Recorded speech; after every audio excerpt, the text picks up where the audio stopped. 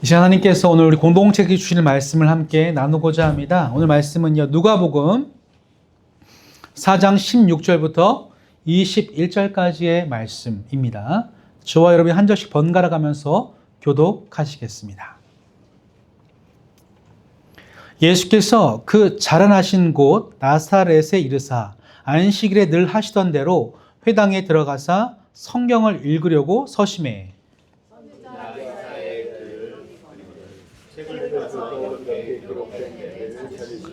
곧 주의 성령이 내게 임하셨으니 이는 가난한 자에게 복음을 전하게 하시려고 내게 기름을 부으시고 나를 보내사 포로된 자에게 자유를 눈먼 자에게 다시 보게 함을 전파하며 눌린 자를 자유롭게 하고 책을 덮어 그 맡은 자에게 주시고 앉으시니 회당에 있는 자들이 다 주목하여 보더라. 이 글이 오늘 너희 귀에 응하였느니라 하시니 아멘. 오늘 본문을 중심으로 하나님의 나라가 임하면 이란 제목을 정하고 하나님의 말씀 증거하도록 하겠습니다. 우리 지난주 이 마태복음 말씀을 통해서 이 땅속에 묻힌 보화에 대한 4가지 반응에 대해서 함께 생각을 해보았습니다. 자, 땅속에 보화가 묻혀 있습니다. 그럼 가장 먼저 어떤 반응을 보입니까? 전혀 관심이 없는 사람이 있습니다. 묻혀 있건 말건. 두 번째 사람은 호기심이 있어서 그 밭까지는 가보지만 막상 팔 엄두를 못 내는 사람이 있죠. 세 번째 사람은 어떻게 합니까? 파 내려가다가 지쳐서 멈추는 사람이 있습니다. 하지만 최후의 1인, 마지막 4번째 사람은 결국 그 밭의 보물을 캐내어서 발견하고 난 다음에 기쁨으로 자신의 모든 것을 팔아 그 밭을 삽니다. 그런 점에서 저와 여러분의 하나님 나라도 기쁨으로 우리의 삶을 들여 하나님 나라를 구입해야 되는 거죠. 이 시간 그런 점에서 서로에게 이렇게 인사를 좀 나눠보면 좋겠습니다. 기쁨으로 하나님의 나라를 사십시오. 인사하겠습니다. 기쁨으로 하나님의 나라를 사십시오. 네. 여러분이 그 하나님의 나라를 살려면 나의 전부를 내어드릴 수 있어야 됩니다. 자, 최근 마트를 다녀오신 분들 계십니까? 저 다녀왔는데요. 요즘 물가가 참으로 말이 안 됩니다. 특별히 미국에서 수입되는 모든 물품들의 관세가 높게 붙으면서 정말 이전에 찾아볼 수 없는 가격표가 다 붙어버렸습니다. 7불짜리 하던 이 오렌지 주스가요, 15불이더라고요. 이거 어떻게 사 먹겠습니까? 그죠? 이것은 지난 4월 2일부로 시행되었던 관세 정책 때문에 그렇습니다. 미국의 트럼프는요, 미국 우선주의를 내세우면서 자국을 보호하기 위해 상호 관세를 부과하였죠. 이로써 전 세계가 술렁거리기 시작했습니다.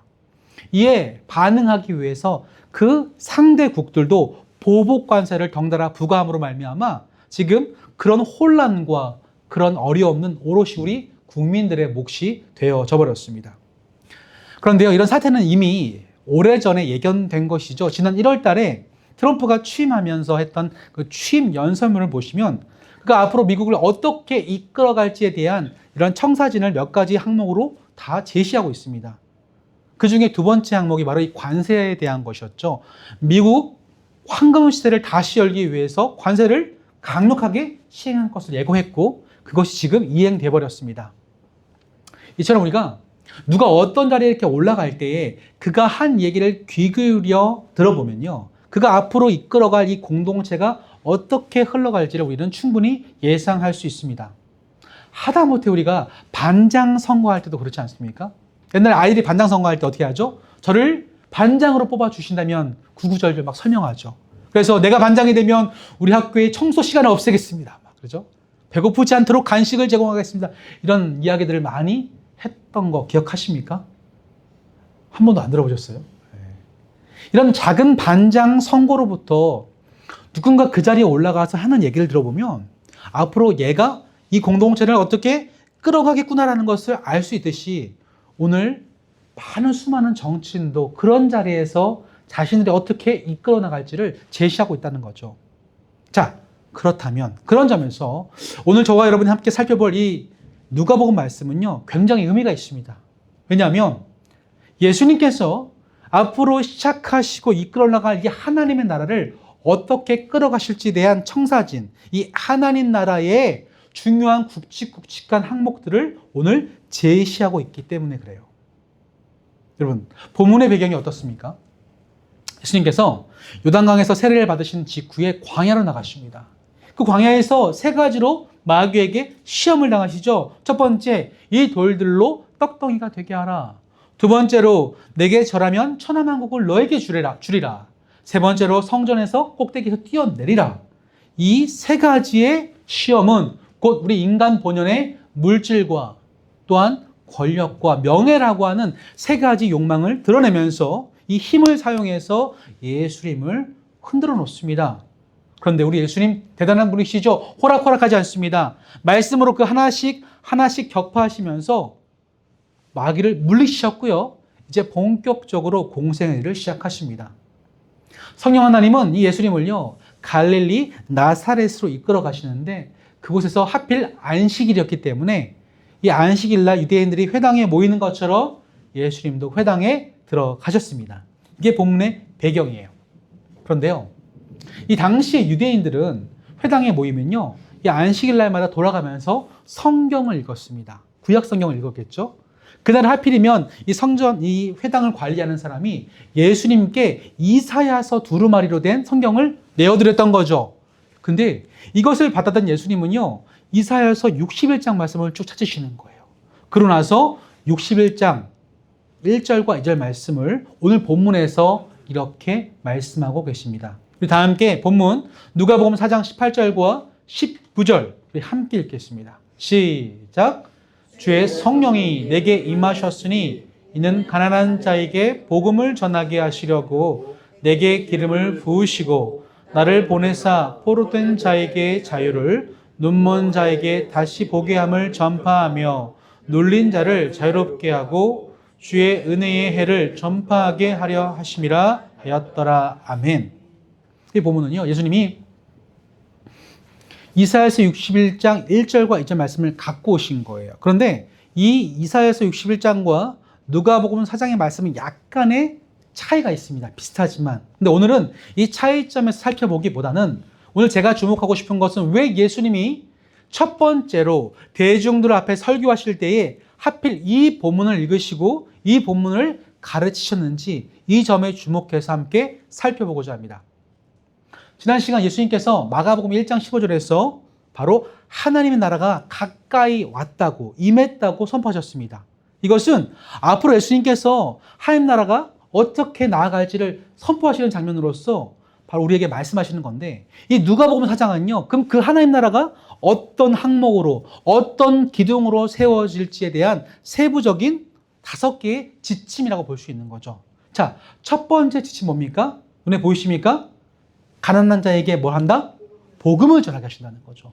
두 번째 지침은요, 포로된 자에게 자유를 주신다. 세 번째로, 눈먼 자에게 다시 보게 하고, 네 번째로, 눌린 자를 자유롭게 하며, 마지막 5번째, 주의 은혜를 전파하게 하겠다. 이 5개가 기둥에 대해서 하나님 나라를 떠받치는 기둥으로서 세워질 때에 그 하나님 나라가 온전하다라고 우리에게 말씀하시는 거죠. 마찬가지로 이 땅의 교회들이요, 이 5가지 원칙에 있어서 이 교회 공동체를 세워나갔고 하나님 나라를 세워갈 때에 그 교회가 온전하다라고 말할 수 있는 것입니다. 이것을 무시하면요, 그 교회가 건강하지도 않고 하나님의 나라를 따라갈 수도 없다라고 우리가 생각해 볼 수 있겠죠. 자, 그렇다면 우리가 하나씩 이 의미가 뭔지를 함께 이 시간 살펴보시면서 우리 지어져가는 교회 공동체를 통하여 이루고자 하시는 그 하나님 나라의 형상이 무엇인지를 함께 고민해 보고자 합니다. 첫 번째, 하나님의 나라는 뭘까요? 우리 앞에 1번 보실까요? 시작. 하나님의 나라는 가난한 자에게 복음을 전하는 공동체입니다. 여러분, 이 가난한 자를 떠올리시면 무엇이 가장 먼저 생각나십니까? 가난한 자. 그렇죠? 제가 이 얘기를 예결이한테 물어봤더니 저기 다운타운에 있는 홈리스가 가장 먼저 떠오른대요. 그렇죠? 가난한 자라고 하면 우리는 흔히 왠지 어둡고 음침하고 우울하고 더럽고 힘든 이미지를 떠올리게 됩니다. 그런데 성경에서는요, 이 가난한 자들에 대해서 생각보다 자주 많이 언급하시죠. 심지어는 성경에 보면요, 하나님은 늘 이 가난한 자의 편에 서서 가난한 자를 향하는 관심이 있으심을 우리에게 말씀하십니다. 대표적으로요, 시편 72편을 말씀을 떠올릴 수가 있는데, 저와 여러분이 1절부터 4절까지 한 절씩 교독하시겠습니다. 하나님이여, 주의 판단력을 왕에게 주시고 주의 공의를 왕의 아들에게 주소서. 그가 주의 백성을 공의로 재판하며 주의 가난한 자를 정의로 재판하리니 의로 말미암아 산들이 백성에게 평강을 주며 작은 산들도 그러하리로다. 그가 가난한 백성의 억울함을 풀어주며 빈판 자의 자들을 구원하며 압박하는 자를 거스리리로다. 이렇듯 하나님의 관심은 이런 가난한 자들, 핍박받는 자들을 향해서 늘 관심을 두고 계세요. 왜냐하면 이 가난의 문제가 한 개인의 문제로 끝날 것이 아니라 사회 구조적인 아픔으로 이 가난을 보셨기 때문이죠. 사회 구조적이란 말은 그 가난의 기원이 곧 죄 때문이라는 것을 의미합니다. 인간의 탐욕으로 말미암아 가난한 자들이 이 땅에 만들어졌고 그 가난한 자들이 핍박을 받는 시대가 되었음을 말씀하시는 거죠. 여러분, 이 가난의 본질은 그래서 단순히 경제적이고 물질적인 것뿐만 아니라 이 가난이 시작된 에덴 동산을 떠올려 보면 영적 힘 또한 우리 생각해 볼 수 있어요. 여러분, 인류가 왜 가난해졌습니까? 아까 말했듯이 하나님과 뭐 되었기 때문에? 분리되었기 때문입니다. 하나님과 관계가 깨어져서 분리되었기 때문에 그 풍요의 동산 가나안 그 에덴에서 쫓겨나게 되었고, 그때부터 우리 인간이 마주했던 세상은요, 가시와 엉겅퀴가 올라오는 세상이 된 거죠. 때문에 이 구약적 히브리적 관점에서 보면 가난은요, 단순히 물질적인 것뿐만 아니라 영적인 것을 포함한 가난입니다. 헬라 철학에 우리가 영향을 받아서 이원론 때문에 영과 육으로 가난도 나누지만 아니에요. 히브리적 사고는 그가 영적이든 물질적이든 가난은 하나로 보고 있습니다. 때문에 그때부터 하나님은요, 우리의 가난에 대해서 굉장히 관심이 많으십니다. 한결같이 가난한 자에게 관심을 두고 계세요. 그래서 예수님께서 지금 이 하나님 나라는 가난한 자들에게 복음을 전하는 것이라고 우리에게 선포하고 계십니다. 자, 그렇다면 누가 가난한 자일까요? 여러분, 고민해 봅시다. 누가 가난한 자입니까? 이 가난에 대한 의미를 좀 더 깊게 하기 위해서 마태복음의 팔복 설교를 보시면 무엇이 가난한 자는 복이 있나니라고 얘기합니까? 심령이 가난한 자는 복이 있나니. 여러분, 이 가난한 자들의 특징은요, 누가 나를 오늘 도와주지 않으면 하루를 버텨낼 수 없는 존재들입니다. 누군가의 돌봄이 없으면 견딜 수 없는 사람들이죠. 그래서 자신이 물질이 너무나 많고 풍족함에도 불구하고 충분히 가난한 인생을 살 수 있어요. 그때 이 영혼의 가난함을 맛본 자들에게 우리 영혼의 부유함을 일으키시는 예수 그리스도를 소개하는 것, 그것이 바로 그에게 잃어버린 에덴 동산을 되찾게 해주는 유일한 방법입니다. 그런데 여전히 세상은요, 이 가난을 부정하고 가난에 대해서 알지 못합니다. 물질적으로는 부유하지만 그의 심령의 가난함을 인정하지 못한 채 살아갑니다. 왜 그러냐면 이 세상이 돈의 힘에 의해서 움직이는 자본주의 세상이기 때문에 그렇습니다. 돈에 의해서 세상이 움직여지고 있기 때문에 돈이면 자신이 부자라고 여기게 되어지죠. 자신의 영혼을 결코 돌보지 않습니다. 100세도 안 되는 채 이 짧은 인생 가운데 이 세상에 자신의 시선이 갇혀서 영혼을 사모하지 못하게 되는 거죠. 이렇게 심령이 가난한 자도 있다면 실제적으로 물질의 가난함으로 고통받는 사람도 있습니다. 물론 옛말에 가난한 나라님도 해결해 주지 못한다는 이야기가 있습니다. 맞습니다. 부익부 빈익빈은 계속 가중될 거예요. 이런 사회 구조 속에서 더욱더 가난한 자들은 가난해질 수밖에 없습니다. 그렇기 때문에 하나님은 늘 이 이스라엘 공동체를 시작하실 때부터 고아와 과부와 이 가난한 자들, 나그네들을 향한 관심을 계속 흘려보내주셨습니다. 이 외면받는 자들을 그때도 생각할 뿐만 아니라 지금도 하나님이 이들을 향한 관심을 두라고 우리에게 말씀하시는 거죠. 때문에 교회 공동체는요, 지혜가 필요해요. 어떤 지혜입니까? 심령이 가난한 자들에게는요, 그들에게 정말 그 영혼을 향한 복음이 들어갈 수 있도록 우리에게 지혜가 필요하고, 진정 물질적인 가난함 때문에 고통받는 자들에게는 교회 공동체가 그들의 삶을 도울 수 있는 뭔가 실질적인 대안을 마련해 줄 필요가 있습니다. 이런 두 가지 방법을 통해서 복음을 전하는 공동체가 비로소 하나님의 나라 공동체, 하나님 나라가 그곳에 임했다고 말할 수 있는 것입니다. 두 번째로 하나님 나라는 어떤 곳입니까? 함께 읽어볼까요? 시작. 하나님의 나라는 포로된 자에게 자유롭게 하는 공동체입니다. 여러분, 이 포로라면 뭐가 떠오르십니까? 포로.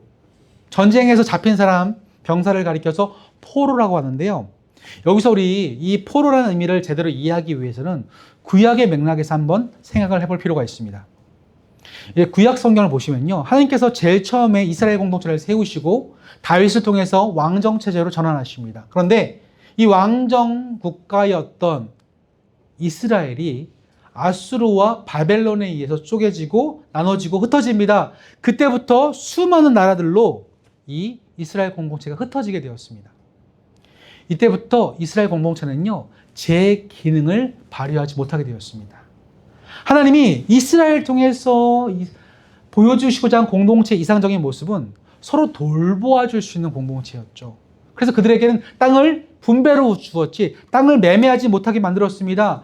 그 속에서 나그네와 고아와 과부를 품어내면서 이 하나님의 정의로서 서로가 서로를 돌볼 수 있는 공동체로서 이스라엘을 만들어 가셨죠. 근데 이 공동체가 깨어집니다. 흩어집니다. 타국으로 뿔뿔이 잡혀갔습니다. 그러니까 더 이상 돌봄의 공동체가 못 되었던 거죠. 이때 유대인들은요, 자신들의 민족적인 정체성을 유지하기 위해서 했던 것이 회당을 세우는 일이었습니다. 회당을 세워서 말씀을 가르치기 시작했죠. 근데 이것은 진정한 돌보는 공동체로서는 기능을 다하지 못했어요. 말씀은 전수했을지 모르지만 돌봄의 공동체의 기능은 상실해버렸습니다. 그런데 이것이 언제 회복됩니까? 바로 예수님을 통해서 시작된 하나님 나라의 공동체, 교회를 통해서 돌봄의 공동체가 그 기능을 회복하죠. 초대교회 때 교회로 모인 자들이 무엇을 가장 먼저 했습니까? 서로의 필요를 보고 자신의 것을 다 나눠주기 시작합니다. 함께 만나서 함께 먹고 마시며 서로 돌보는 일을 새롭게 시작합니다. 이것이 바로 돌봄의 기능이 회복되었던 하나님 나라의 공동체의 첫 출발점의 모습이었죠. 하지만 현대 교회는 어떻습니까? 이 돌봄의 기능을 다 하고 있습니까? 현대 사회는요, 이 물질주의뿐만 아니라 개인주의가 팽배하기 때문에 교회 안에서도 서로 다 나뉘어져 있습니다. 너와 내가 있고 내 가정과 너의 가정이 있고 바로 버블이 그 속에 존재합니다. 개인과 개인과 집단과 집단이 서로 대립합니다. 그러면서 서로를 돌봄의 대상이 아니라 경쟁의 대상으로 인식하고 있습니다. 그러다 보니까 교회와 교회도 서로 시기와 질투를 해요. 예를 들어 볼까요? 옆 동네 개척을 하면요, 좋지 않은 시선으로 바라봅니다. 자기의 성도를 뺏어갈까 봐. 수평이동에 대한 두려움이 있기 때문에 교회가 경쟁의 대상으로 바라보기 때문에 시기와 질투를 통해서 옆 교회에게 비방을 하게 되어집니다. 그런 분위기로서 교회가 세워지면요, 교회 공동체 안에서도 성도들이 서로 안정감을 누리지 못하게 되죠. 교회는요, 그때부터 돌봄의 공동체가 아니라 종교 집단이 되어집니다. 그 속에서 좀 더 내가 내 이름을 내려고 하고 남보다 높으려고 하고 사회적으로 명망을 받았다면 교회 안에서도 높은 위치를 차지해서 누군가에게 영향을 끼치고 싶은 욕망이 작동하는 집단이 되어버립니다. 그래서 지금의 많은 교회들은 이런 초대교회의 공동체성을 상실해버린 채 종교기관이 되어버렸습니다. 여러분, 한 목사님께서 이런 말씀 하시더라고요. 진정한 공동체라고 하는 것은 그 안에서 마음껏 자랑해도 비난받지 않고 시기 질투가 없고 반대로 내 슬픔과 아픔을 마음껏 고백해도 그것을 향해서 비난하지 않고 정죄하지 않고 그를 함께 아파 눈물 흘려줄 수 있는 그곳이 바로 가장 진실된 공동체라고 말씀하신 것을 들어본 적이 있습니다. 그렇죠. 지금 세상의 어느 집단에서 자랑하면 칭찬해 줍니까? 자랑하면요, 앞에서는 웃어줄 줄 모르지만 뒤에서 욕합니다. 너만 잘났어. 뒤에서요, 내 슬픔을 얘기하면 그 얘기가 뒤에서 막 돌고 다녀요. 저 사람 저렇다더라. 누군가 정말 아파서 자기의 속마음을 꺼내놓았는데 그 공동체가 건강하지 않으면요, 나의 얘기가 막 소문을 타고 또 돌아다닙니다. 그것은 결코 진실된 공동체라고 볼 수 없는 것이죠. 허나 주님께서 우리에게 원하시는 공동체의 모습은 바로 그런 거예요. 함께 웃고 함께 울어줄 수 있는 이 진실된 공동체가 바로 교회 안에 공동체가 만들어져야 된다고 우리에게 말씀하고 계십니다. 그때 바로 그곳이 하나님의 나라가 임한 곳이 되어집니다. 세 번째로 하나님 나라는 어떤 모습인지 함께 읽어볼까요? 시작.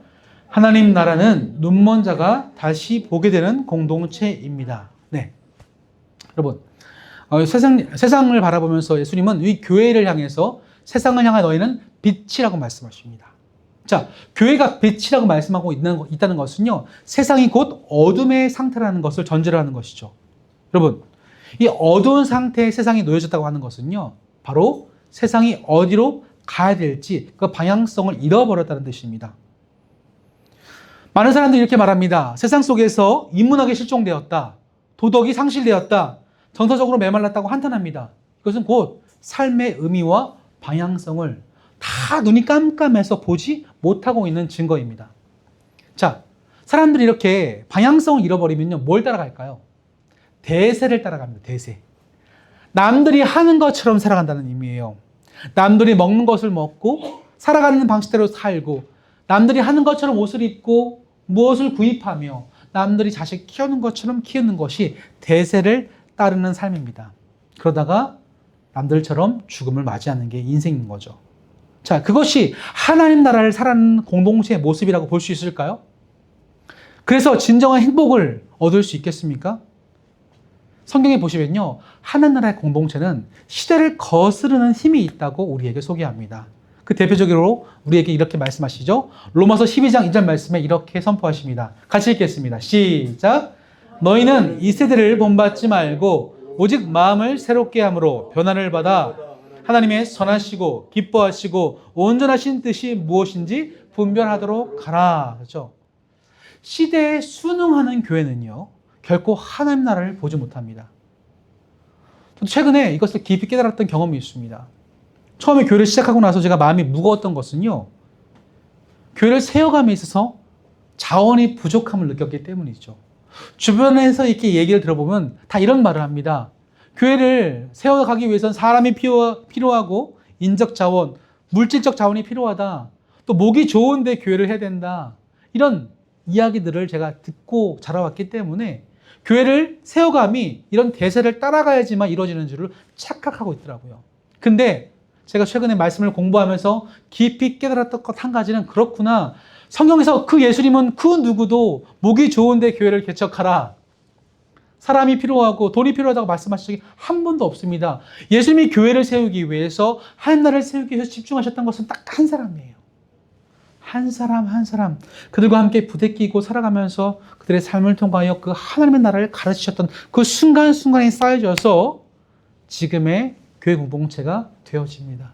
이렇게 한 사람을 향해 집중하는 것만이 교회를 세워가는 유일한 원리라고 우리에게 가르쳐 주십니다. 지금도 공동체를 세우기 위해서는 한 사람이 아니라 다른 대세를 따르라고 얘기합니다. 근데 이런 대세를 거스르는 것이 우리 그리스도의 삶입니다. 저 여러분이 살아가면서 주변에 많은 사람들이 이렇게 살아야 돼. 이걸 사야 돼. 이걸 먹어야 돼. 이걸 입어야 돼. 이렇게 살아가는 것이 너의 노후를 위한 일이야 라고 끊임없이 대세를 따르라고 이야기합니다. 그때 우리가 아니라고 말할 수 있는 것이 바로 한 나라의 백성의 모습입니다. 왜냐하면 예수님 우리에게 말씀하시기를 그리스도인들은 좁은 문과 좁은 길로 들어가라고 말씀하셨기 때문입니다. 때문에 그렇게 눈이 가리워져서 이 진정한 것을 보지 못하고 눈 감은 자들에서 눈을 뜨는 삶을 살아가는 것이 그렇게 눈뜬 자들이 모여서 시대를 거슬러서 분별하는 삶을 살아가는 것이 바로 그곳에 하나님의 나라가 임하게 되는 줄로 믿습니다. 네 번째로 하나님 나라는 어떤 곳입니까? 함께 읽어볼까요? 시작. 하나님 나라는 눌린 자를 자유롭게 하는 공동체입니다. 질문 드립니다. 사탄 마귀가 우리를 힘들게 만들 때 두 가지 강력한 무기를 사용합니다. 그것이 뭘까요? 여러분 삶을 생각해 보시면 쉽게 답을 얻을 수 있습니다. 마귀가 여러분을 뒤흔들어 놓으려고 할 때는 딱 두 가지 강력한 힘을 사용해요. 첫 번째, 욕망입니다. 욕망을 자극시켜서 나를 자꾸만 욕망이 끌리는 삶으로 이끌죠. 두 번째, 두려움입니다. 두려움을 안겨줘서 내가 이것을 하지 못하면 죽을까 염려하게 만듭니다. 이 욕망과 어둠을 통하여 세상은요, 계속 우리를 뒤흔들어 놓습니다. 그런데 욕망과 두려움이라는 두 가지 이 시선에서 벗어날 수 있는 유일한 길이 있습니다. 성경은 말씀하죠. 주의 말씀은 내 발의 등이요, 내 길의 빛입니다. 그것이 비록 멀리 내다볼 수 없는 약한 빛이라 할지라도 내가 어디로 나아가는지 당장 내 발과 내 길에 비출 수 있는 유일한 도구라고 하는 거죠. 세상이 어둡기 때문에요. 여러분들이 이 말씀의 등을 비추지 않으면, 말씀의 등으로 내 길을 비추지 않으면요, 욕망과 두려움에 자꾸만 넘어지게 되어집니다. 때문에 예수님께서 아까 말씀드렸다시피 먼저 시험을 받으신 거죠. 돌로 떡이 되게 하라. 물질적인 문제에서 오직 하나님의 말씀으로 산다고 우리에게 말씀하십니다. 두 번째, 우리의 권력에 대해서 절하라고 할 때에 너의 하나님만을 경배하고 그만을 섬기라고 말씀으로 물리시셨고, 세 번째로 성전 꼭대기에서 떨어지라고 했을 때 주 너의 하나님을 시험하지 말라고 마귀를 물리쳐 버리십니다. 이 진리를 욕망과 두려움에 사로잡혀 휩쓸린 인생을 살아가는 많은 사람들에게 더 이상 삶의 무게에 짓눌리지 말라고, 염려하지 말라고 우리에게 말씀하시는 하나님의 음성인 거죠. 때문에 우리가 욕망과 두려움이 아니라 이 땅에 임할 하나님의 나라, 이 눌린 곳에서 자유케 되는 인생을 살아가는 자들은요, 그의 삶 자체가 바로 전도가 돼요. 뭔가 다른 거죠. 아, 저 사람은 나와 같지 않은 인생을 살아가는구나. 두려워하지 아니하고 욕망에 따라 사로잡히지도 아니하고 거룩한 열망을 가진 채 살아가는구나.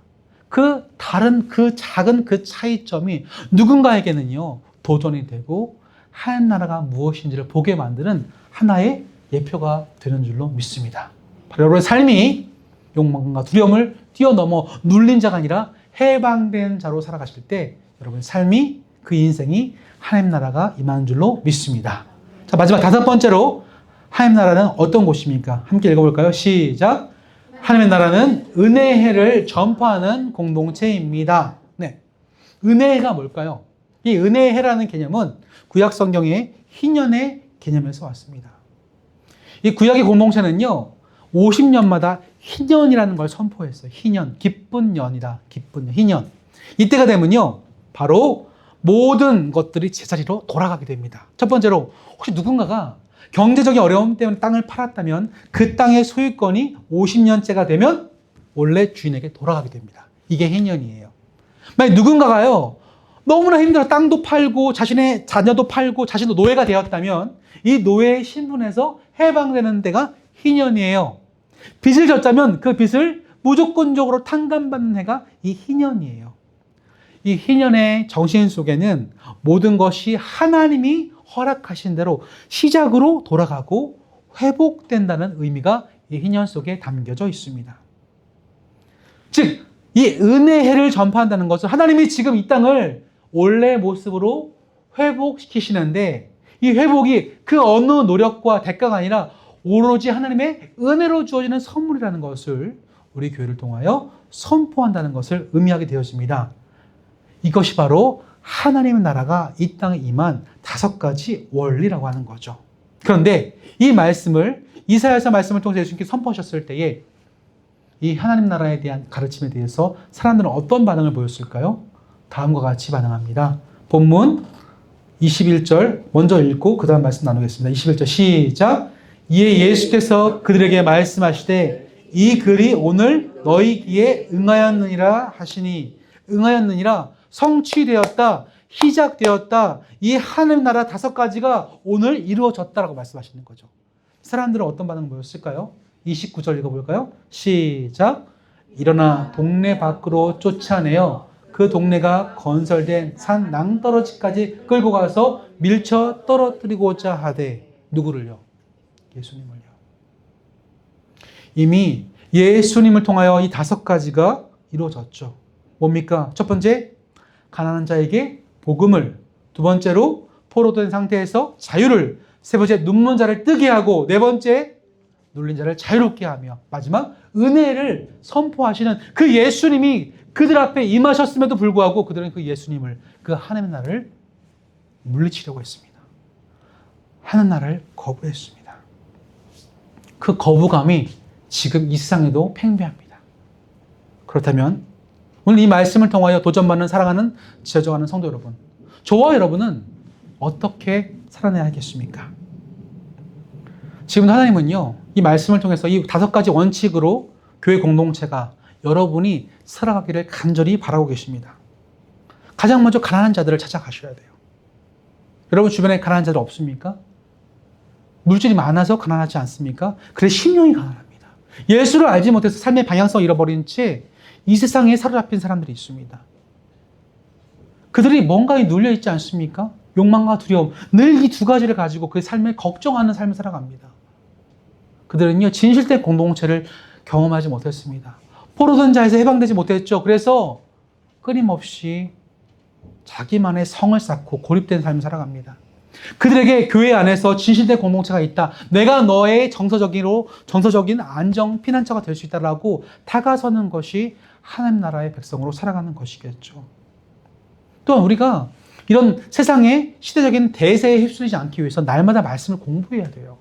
그래야 우리가 세상을 거슬러서 대세를 따르지 않을 수가 있는 것입니다. 근데 말씀에 대한 공부 없이, 연구 없이 어떻게 세상을 분별할 수가 있겠습니까? 왜 우리가 일대를 해야 되고 성경 말씀을 읽어야 되고 날마다 큐티를 해야 되고 예배를 드려야 됩니까? 시대를 따라가지 않기 위해서입니다. 그런데 내 삶 속에 그런 시간이 없는데 어떻게 분별할 수가 있겠습니까? 공부하지 않으면요, 우리 아이들에게도 가르칠 힘이 없습니다. 가르칠 게 없는 거죠. 이것이 바로 은혜로 주어졌다. 모든 것을 제자리에 돌려주시는 하나님의 이 회복이 아무런 대가 없이 우리 가운데 선물로 주었다는 것을 선포할 때에 바로 저와 여러분이 머물고 있는 삶의 현장과 가정과 이 교회가 하나님의 나라가 임한 건 줄로 믿습니다. 앞으로 이 5가지를 놓고 지어져가는 교회는 함께 나아갈 것입니다.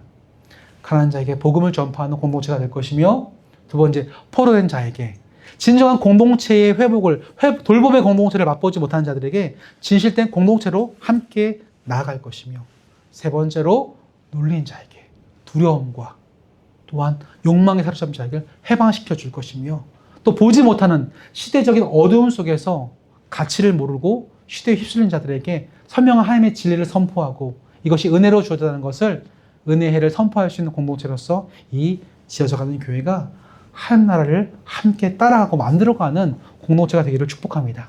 그 일을 위해서 저를 부르시고 여러분들을 부르셨습니다. 이제 이것을 가지고 우리는 숙제가 주어진 거죠. 어떻게 구체화시킬 것인가? 어떻게 이 5가지를 가지고 벽돌을 쌓고 담을 세우고 창문을 짓고 하나님 나라의 아름다운 모습을 갖춰나갈 것인가? 그것이 저와 여러분에게 주어진 숙제인 줄로 믿습니다. 이렇게 하나님 나라를 함께 사모하고 세워가는 데 결코 소홀하지 않는 저와 여러분들이 되어주시기를 이 시간 주님의 이름으로 간절히 축원합니다. 아멘. 말씀을 정리하면서 잠깐 3가지를 놓고 기도하는 시간 가도록 하겠습니다. 하나님 나라는 먼저 여러분 가운데 시작이 되어야 됩니다. 여러분이 여전히 가난하고 여전히 진실된 공동체 안에서 자유함을 맛보지 못하고 이제 눈이 감겨져서 세상을 분별하지 못하며 욕망과 두려움에 눌려서 늘 조바심내는 삶을 살아가며 은혜의 해를 맛보아 누리지 못하고 있다면, 내 자신이 먼저 하나님 나라를 맛보지 못하면 그 누군가에게도 소개할 수 없습니다. 하나님, 내 자신이 먼저 하나님 나라가 되게 하소서 기도하시면 좋겠고요. 2번째로 먼저 여러분의 가정이 좀 하나님 나라가 됐으면 좋겠습니다. 부부 관계 속에서 수많은 의견의 충돌 속에서 한 몸으로 하나님께서 나와 우리 가정을 허락해 주셨지만 부모 자식 간에, 부부 간에, 부모와 자녀 간에 하나님 나라보다는 세상의 가치의 이해관계의 충돌로 말미암아 그 하나님 나라가 너무나 희미해진 결과를 보게 됩니다. 하나님, 우리 가정이 먼저 하나님 나라가 임하게 하소서. 3번째로 그렇게 아름다운 하나님 나라가 우리 가정 통해 확장되었다면 이제 이 교회가 그 하나님 나라 역할을 감당하게 하소서. 이 교회가 가난한 자에게 복음을 전하고 진실한 공동체가 되며 시대를 분별하고 욕망과 두려움을 걷어내며 은혜의 해를, 희년을 선포할 수 있는 지어져던 가는 교회가 될 수 있게 달라고 우리 함께 이 시간 5가지를 놓고 이 3가지를 놓고 함께 통성으로 기도하시겠습니다. 하나님 감사합니다. 오늘 주신 귀한 말씀을 통하여서 예수님께서 처음 설교하셨을 때 이 5가지를 통하여서 하나님 나라가 어떤 모습인지 우리에게 선포하심을 함께 공부해 보았습니다. 이 세상을 바라볼 때에 너무나 이 하나님 나라가 너무나 희릿합니다. 여전히 교회들로 부르심 받았지만 그 교회들이 그 가난한 자들, 심령이 가난하고 삶의 물질적으로 가난한 자의 처한 자들에게 다가서지 않습니다. 그래서 전도하지 않고 주의 복음을 전하지 않습니다. 또한 이 시대에 시시된 공동체가 필요함에도 불구하고 그 시시된 공동체를 만들어가기보다 종교기관과 집단으로서 여전히 아버지 교회 공동체의 순기능을 잃어버린 채 세상에서 말하는 종교기관과 같은 역기능의 공동체가 되어서 이 안에서 정말 진실한 회복함을 맛보지 못하고 더욱더 서로를 아프게 만들며 고통을 주고 상처를 주는 일들이 지금도 이 가운데 나타나고 있습니다. 주여 우리를 불쌍히 여겨주시옵소서. 주께 세우시려는 교회는 그런 모습들이 아니었을지인데 우리가 전에 그것을 눈을 뜨지 못해서 시대를 분별하지 못해서 개인주의와 자본주의와 이런 안타까운 삶의 물질주의에 함락되어서 교회도 똑같은 모습으로 살아갈 때가 너무 많습니다.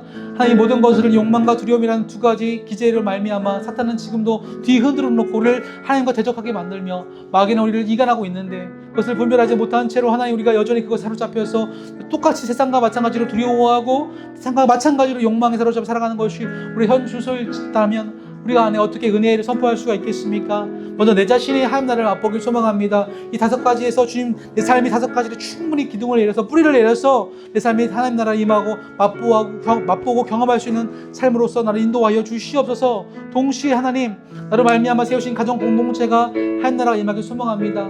다툼이 있다면 아버지 우리가 의견 충돌이 있다면 아픔이 있다면 상처가 있다면 어디서부터 문제가 되어지나 함께 정말 살펴볼 수 있는 기회를 주시고 그 가운데서 정말 진정한 회복을 맛보기 위해서 내가 무엇을 향해 나아갈 수 있을 것인가 함께 고민하면서 회복의 공동체로서 가정 안에서 진정한 진실된 하나됨을 맛보아 누릴 수 있도록 도와주시며 이 아름다운 하나됨과 회복됨이 진실한 공동체를 이루고자 하는 이 지어져가는 교회를 통하여 세워질 수 있도록 인도하여 주시옵소서. 그 통하여 이 세상과 다른 아름다운 모습들 흘러나갈 때 누군가 이 교회를 아버지 보게 되면 이 교회가 무언가 다르다 그 느낄 수 있는 그 다름이 그 하나님 나라의 색깔을 통하여 증명되어지고 나타나지고 이 세상을 줄 수 없는 대안적인 공동체가 될 수 있도록 우리를 삼아 주시옵소서. 오늘 그것을 위해서 함께 모였습니다. 예배합니다. 고민합니다. 앞으로 나누는 시간에 이르기까지 실체가 될 수 있을 때까지 주님께서 함께 하시고 공동체 가운데 주님께서 하나님 나라를 이루어 주시옵소서. 살아계신 하나님, 우리를 온전케 하시기 위해서 예수 그리스도를 보내주심을 통하여 또 그를 통해서 하나님 나라를 보게 하심을 참으로 감사합니다. 하지만 여전히 우리는 복음을 전하지도 않고 억눌려 있으며 눈이 가리워져서 은혜의 해가 왔음을 깨닫지 못합니다.